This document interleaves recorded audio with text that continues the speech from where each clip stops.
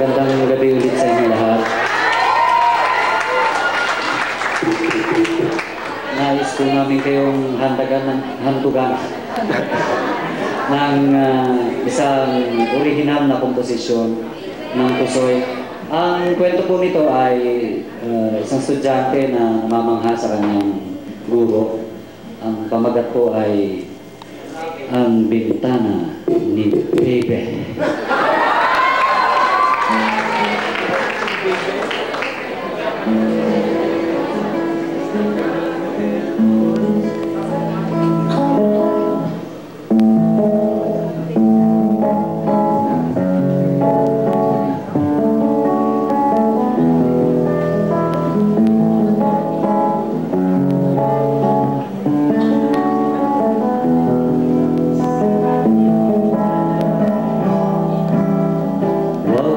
Sanang magaliw kung ako'y tulala, di sa ako'y mahina kahit paano'y pumapasa. At huwag pong pansinin ang nalalaking mata. Ako po'y nakikinig kahit nakatitig sa inyo.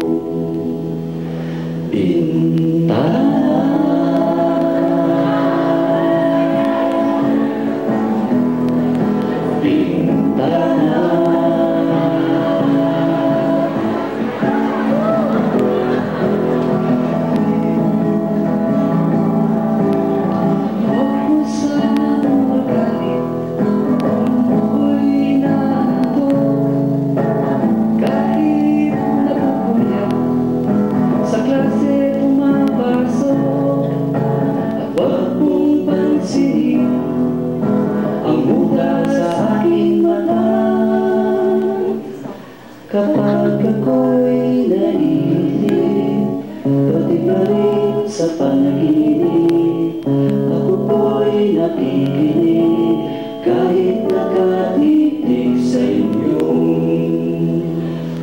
bintana.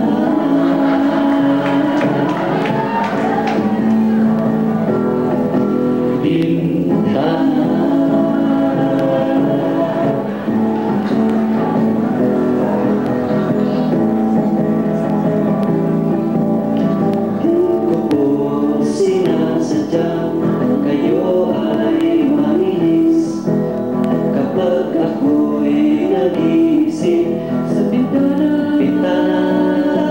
nagsisilip.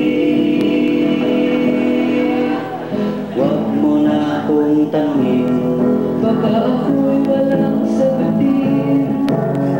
Huwag mo kong gulatin, baka ako'y atakihin. Huwag nang istorbohin, baka ako'y mabitin. Kapag ako'y naiinip, pati pa rin sa panaginip, ako po'y nakikinig kahit nakatitig sa inyong bintana.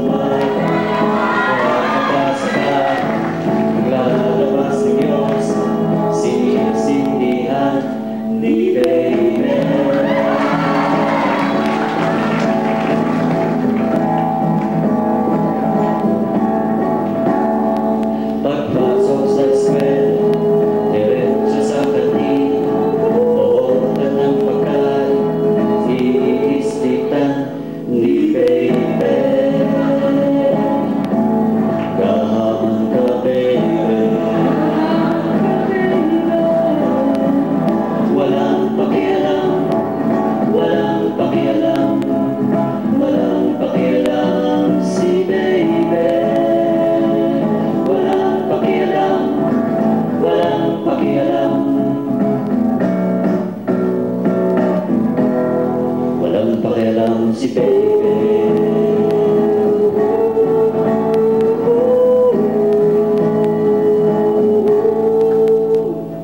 Pagpasok niya ng kwarto, sa likod pa naupo, tinanong siya ng guro, nagkabot ng ulo, si baby.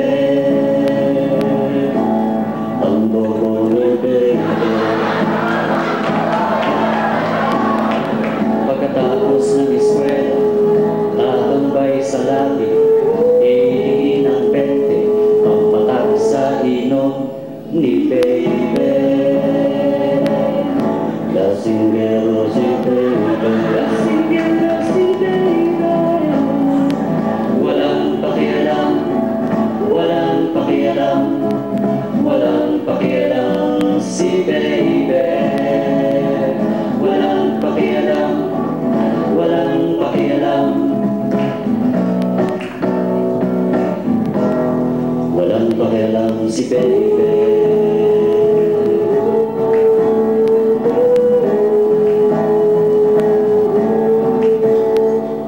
Umikot ang tagay, umikot ang inom, umikot ang baso, umikot, umikot, umikot si baby. Wasting na si baby. Pagkising sa umaga, masakit pa ang sikmura, kaba ulit sa kaha, ibang bahay na pala, oh baby. Kapos yoko to baby. Walang pakialam, walang pakialam, walang pakialam si baby. Walang pakialam, walang pakialam, walang pakialam si baby.